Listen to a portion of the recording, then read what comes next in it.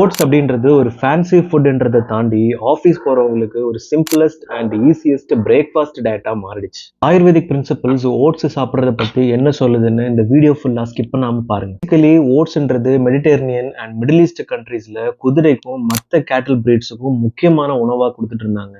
And over the period இதோட nutrition value பார்த்துட்டு மனுஷனும் இதை சாப்பிட ஆரம்பிச்சிட்டான். இந்த ஓட்ஸ்ல பார்த்தீங்கன்னா சால்யூபிள் ஃபைபர்ஸ் அதிகமா இருக்கு. ஸோ இதை நம்ம சாப்பிடும்போது நம்ம வயிற்றுக்குள்ள போயிட்டு தண்ணியை நல்லா அப்சர்வ் பண்ணி ஒரு ஜெல் மாதிரி ஃபார்ம் ஆகும். இந்த ஜெல் என்ன பண்ணணும்னு கேட்டீங்கன்னா நம்மளோட டைஜஸ்டிவ் ஃபங்க்ஷனை ஸ்லோ டவுன் பண்ணும். At the same time once நம்ம கன்சியூம் பண்ணோம் அப்படின்னா ரொம்ப நேரத்துக்கு நமக்கு பசியே இல்லாம ஃபீல் ஆகும். இந்த மாதிரி குணங்கள் இருக்கிற உணவுக்கு ஆயுர்வேதத்துல என்ன சொல்லுவாங்கன்னு பாத்தீங்கன்னா குரு ஆகாரம் அப்படின்னு சொல்லுவாங்க. இதுக்கு பொருள் என்னன்னு பாத்தீங்கன்னா something which makes heavy to digest. இந்த வகையில பார்க்கும்போது டைஜஸ்டிவ் பிரச்சனை இருக்கிறவங்க, கேஸ் அண்ட் ப்ளோட்டிங் மாதிரியான பிரச்சனை இருக்கிறவங்களுக்கு கண்டிப்பா ஓட்ஸ் செட்டே ஆகாது. ஓட்ஸ் நம்ம சாப்பிடும்போது நமக்கு செட் ஆகுதா இல்லையா அப்படின்றத கண்டுபிடிக்கிறதுக்கு எப்படின்னு பாத்தீங்கன்னா நம்ம சாப்பிட்டு முடிச்ச ஒரு 1 hourல நமக்கு பேசிக்கலி நெஞ்சு கரிக்கிற மாதிரி இருக்கும், வயர் உப்புசம் ஆகுற மாதிரி இருக்கும், அண்ட் நமக்கு ஏப்பம் வரும்போது இந்த ஓட்ஸோட ஒரு ஃபிளேவர் வரும். இதெல்லாம் வந்துச்சுன்னா நமக்கு செட் ஆகல அப்படின்றதுக்கான அர்த்தம். ஓட்ஸ் நமக்கு ஒரு ஹெவினஸ் கொடுக்காம இருக்கணும்னா 2 முக்கியமான விஷயத்தை நம்ம அவாய்ட் பண்ணணும். விஷயம் ஓவர் நைட் சோக் பண்ண ஓட்ஸ்ல